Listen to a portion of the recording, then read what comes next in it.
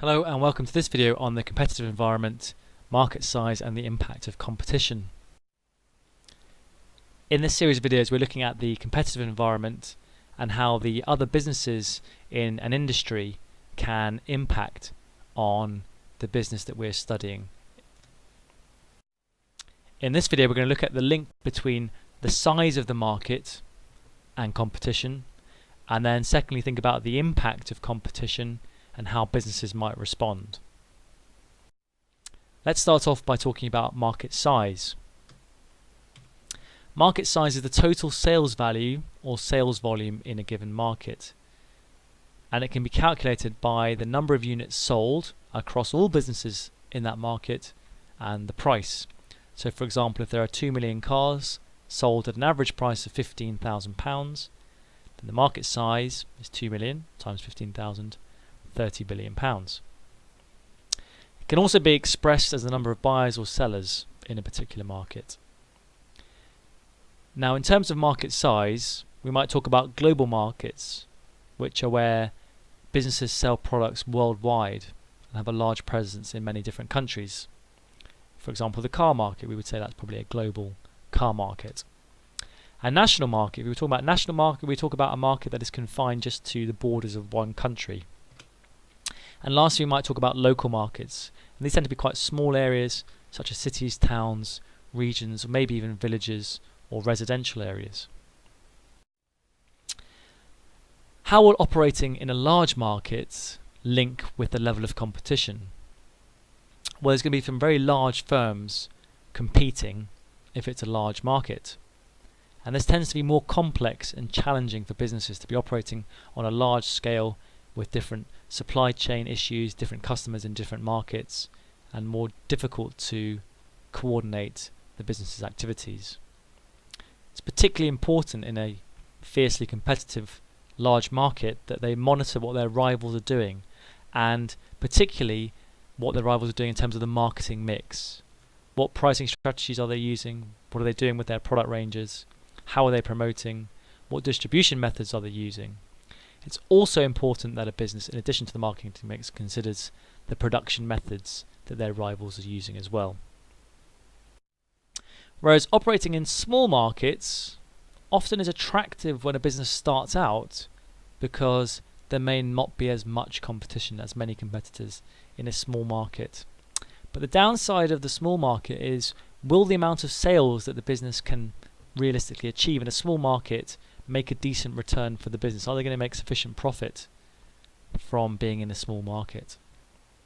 Also, if they do enter a small market and find it's profitable, is there a risk that a rival from a larger market may move into the small market which our business is operating in?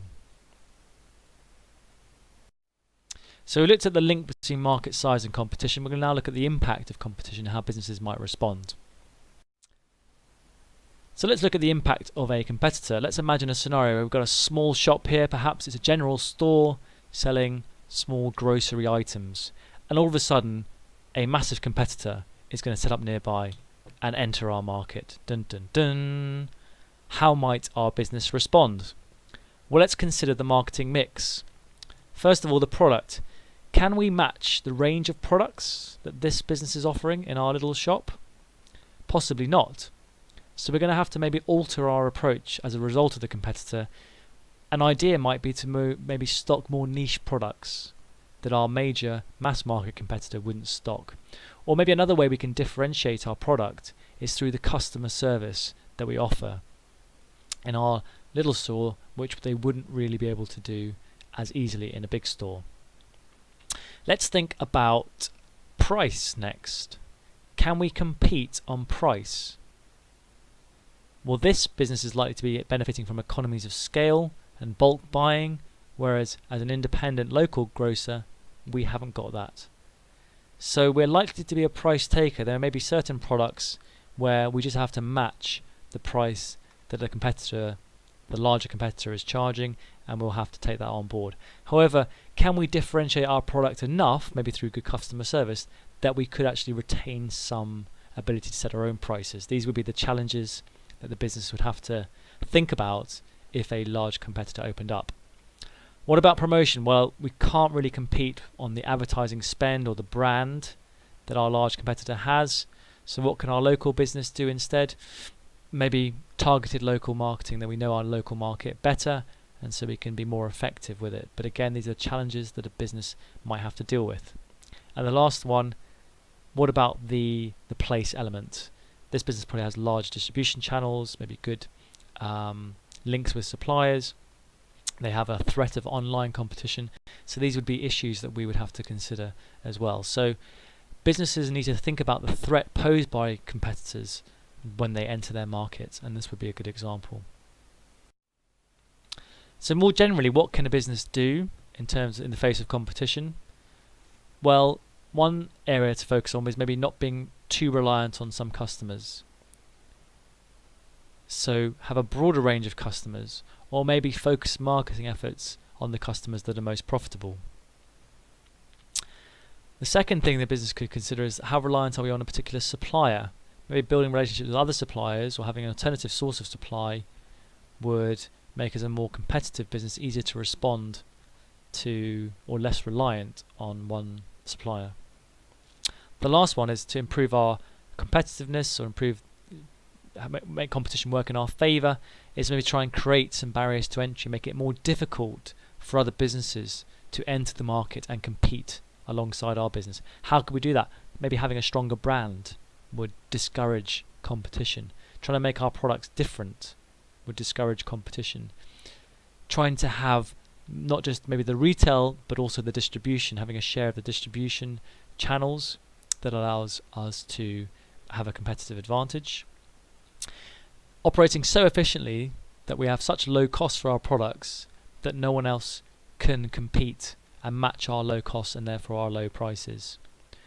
A last idea might be to try and get or guarantee access to key raw materials. So if you're an oil company, having access to an oil field excludes your competition from using that oil field, and so therefore you can create a barrier for them being a competitor to you.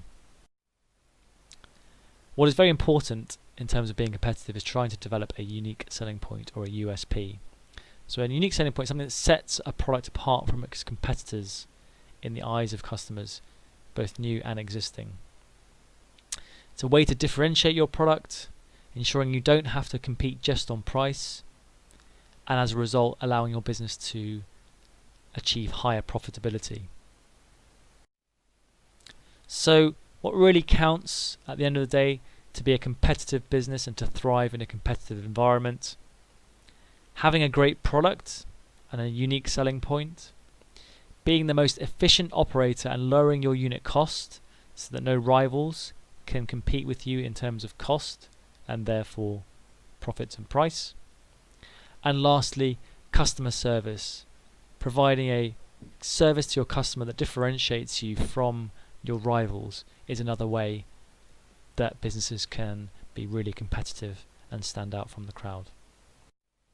So in this video we've looked at the link between market size and competition, and the impact of competition and how businesses might respond, and the kind of key features a business needs to ensure it succeeds in a competitive environment.